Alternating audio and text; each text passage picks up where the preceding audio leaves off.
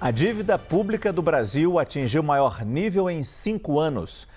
A dívida acaba de alcançar 81,1% do PIB. O valor equivale a 10 trilhões e 600 bilhões de reais.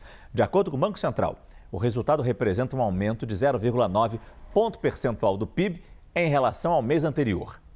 Em maio, o setor público consolidado, formado pela União, estados e municípios e empresas estatais, registrou um déficit de 56 bilhões e 100 milhões de reais. O resultado marca uma alta de 66,3% em comparação com o resultado de maio do ano passado, quando o déficit mensal foi de 33 bilhões e 700 milhões de reais.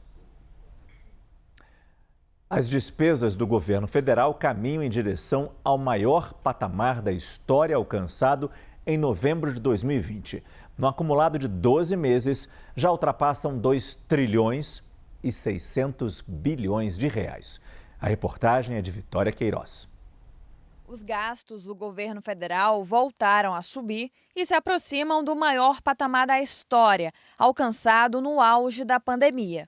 No acumulado de 12 meses até maio, as despesas da União já passam de 2 trilhões e 600 bilhões de reais. Um resultado que está a menos de 200 bilhões de reais do recorde registrado em novembro de 2020. O que empurra essa conta para cima é principalmente o peso da Previdência e do BPC, o benefício de prestação continuada. Só a Previdência custou mais de 1 trilhão de reais no período. É mais do que o dobro do que a União gasta com o pessoal, cerca de 440 bilhões. O Bolsa Família consumiu mais de 158 bilhões e o BPC, 136 bilhões de reais. A escalada dos benefícios fez o governo Lula ampliar o bloqueio do orçamento para mais de 23 bilhões de reais. No segundo bimestre, as projeções dos gastos com o BPC subiram 14 bilhões, enquanto as projeções com a Previdência avançaram 11 bilhões e 500 milhões de reais. O bloqueio é um instrumento adotado pela equipe econômica para assegurar o cumprimento das regras fiscais. Como parte das normas, o arcabouço fiscal vigente limita o crescimento das despesas em 2,5%. O governo também tem uma meta a cumprir. Neste ano, por exemplo, a equipe econômica prevê um superávit primário de 0,25% do PIB.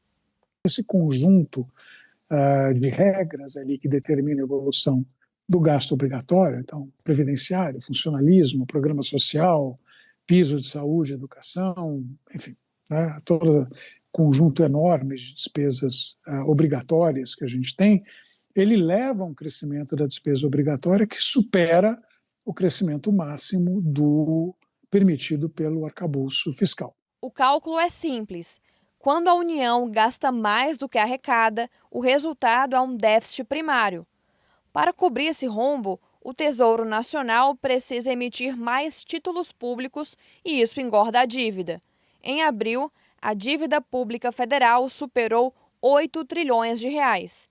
É o equivalente a quase 70% de tudo que o Brasil produziu no ano passado. O problema é que a dinâmica fiscal leva a uma situação em que a dívida só cresce, e isso encarece o custo do seu financiamento e acaba se traduzindo, no final das contas, em juros mais altos, né, que acaba impactando, obviamente, o crescimento econômico, né, e ainda gera uma expectativa de inflação elevada. A trajetória ascendente da dívida também está no radar do Tribunal de Contas da União.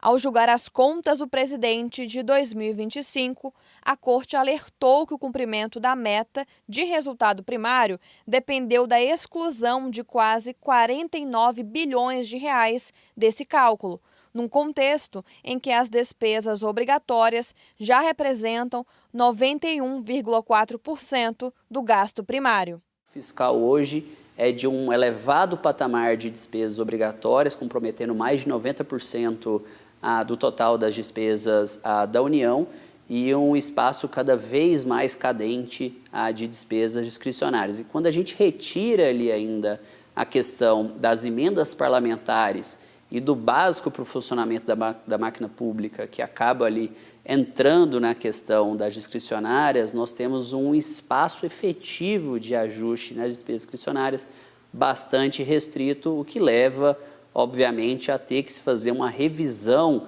da estratégia de despesas já para 2027.